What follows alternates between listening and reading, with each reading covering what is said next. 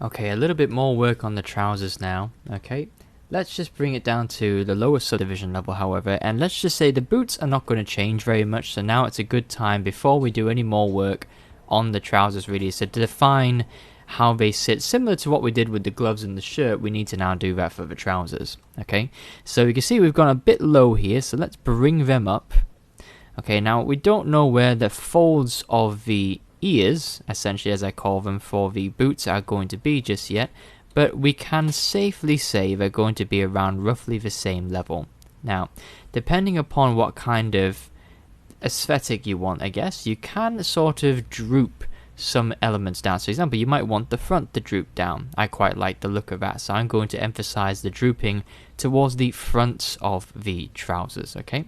And I also maybe want that overhang to be quite pronounced, so I might even kind of tuck in an element there, so to speak, and really kind of hang it down a bit.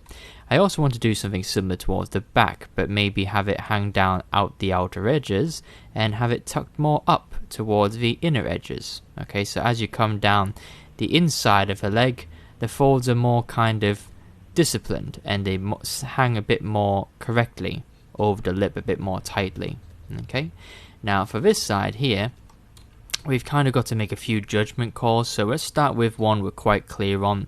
We want the front part there, so you can see I've got a front fold that I've basically got to get rid of there, or we could actually be adventurous and just shove it up a bit. I might actually just do that. I might actually just tell it to sort of be shoved up a bit more.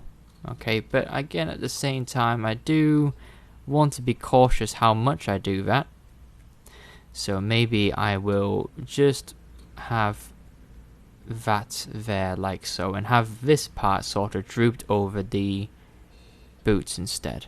Okay, and we've got to sort of take this to its final conclusion. So if I mask this area off here and I basically bring that up, that's going to help me sort out that sort of final fold there. Okay, so a bit of a mixed bag here on this side. It's not as clear cut as the other side, so we do have to come in with our standard brush and just be clear about where some of these folds are going to be, and somewhat like that. Okay, that looks a lot better already, and we can sort of also use the standard brush again to emphasize the folds that we are going to keep, essentially. Okay, and I think I'll do the same here. Standard brush that out a bit more. Okay, and of course, just like the other side, I do want to bring the drooping effect down towards the front there, so I do want to keep that, but this area we'll push it back in. Okay, so now with this established, we can more sort of easily tackle where the folds are going to be, and we can just be a bit more clear cut about where they are and how they look. Okay, so a bit more kind of work here just to keep these folds logical. There we go. Let's bring back the other side. And you can see here we've got a bit of tidying up to do on this side as well. And just tuck them in. Okay, nice. But for the most part, this side was quite okay. Okay, so if we remove what we've got so far, we can see we've got a very clear cut area where the boots are, so we can even sort of smooth this out now. Okay, and unlike this side here, we didn't even tidy up the bottom part here, so let's kind of push that in.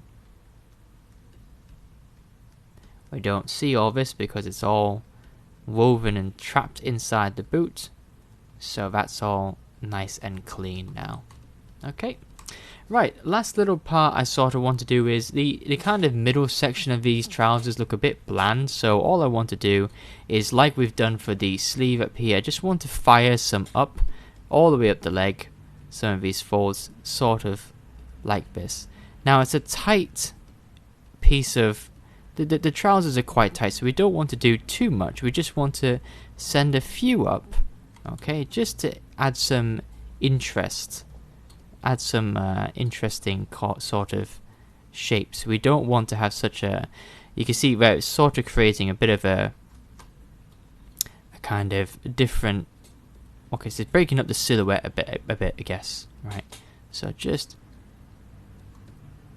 you know, some very light folds. You can smooth away most of these, okay? But it's just to sort of create the trousers, make them look a bit more worn, essentially, not brand new. Okay. Just in line and in keeping with some of the other folds we've already previously established.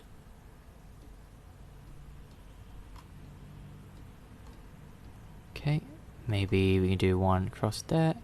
Just a light fold.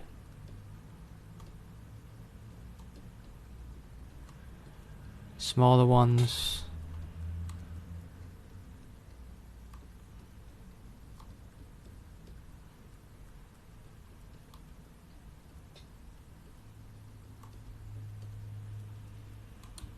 Now we want to smooth them.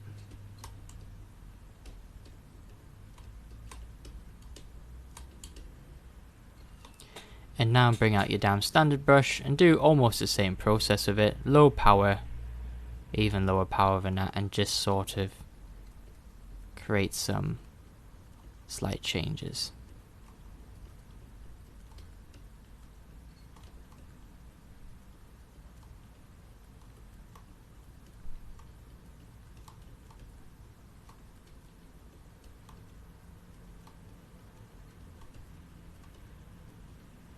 Okay. Nothing too drastic. Let's say very subtle. And this is on subdivision level 3. Okay, so look at the difference between the trouser legs now. I mean, it depends what you want. I would probably say I've probably gone a bit too far on them. Complete honesty. So if I have, I can just come in and trim dynamic a lot of what I've done away. So it is quite easy to get carried away with this process. So do just be cautious about it. But I can easily bring that back how I had it just by trim dynamicing a lot of this away. Okay, so even if I go up a higher res now, it's sort of restored. Okay, so with that lesson learned, let's just do some let's go to subdivision level 2, I'd say, and just kind of do some very light strokes. Maybe some standard strokes.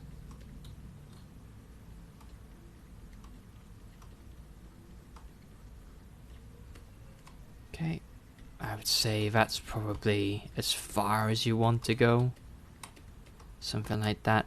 Any kind of extra strokes you want to keep around the knees, I think, rather than going any higher than that. Yep, okay.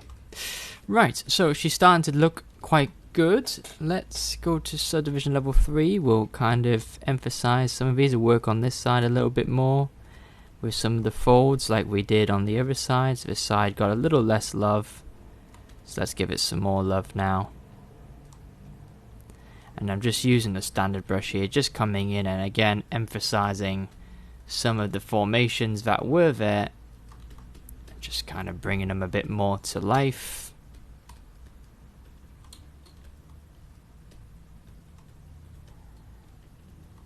And there we go, a little bit more.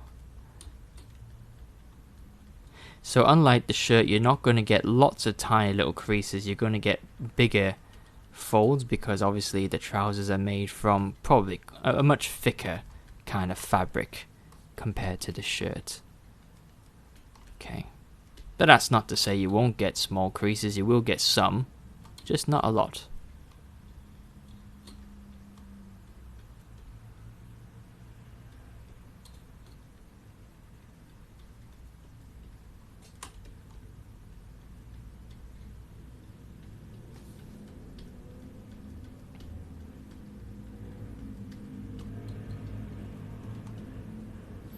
Okay, time for the trim dynamic brush.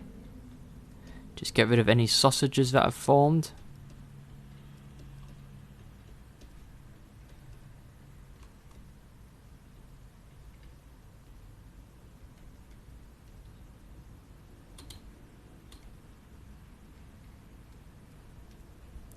Okay, particularly this one here.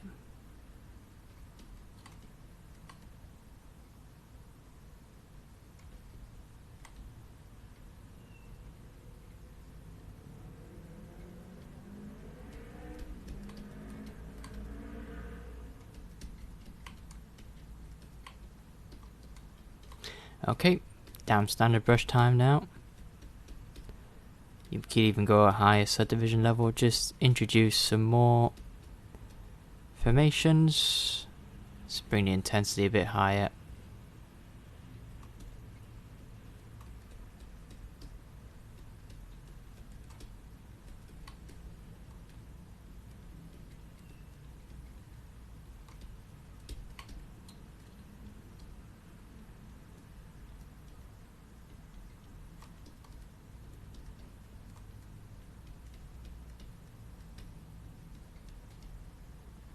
So I'm commentating a little bit less just because I think it's better for you to see.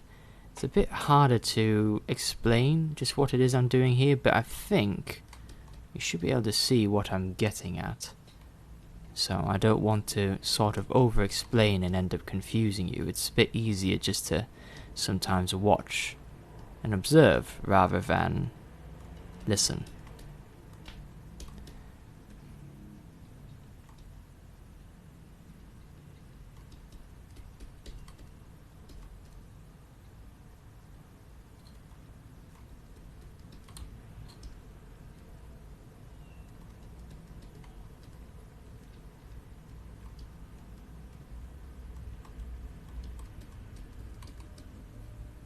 Okay, last little one.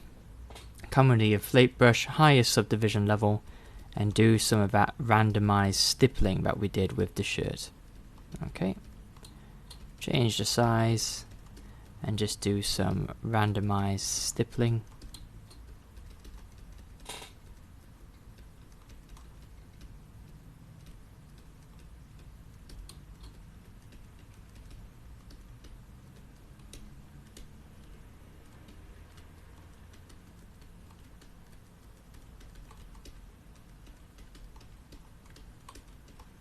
And I think this edge here is looking a bit sharp, so I'll actually inflate this a bit more.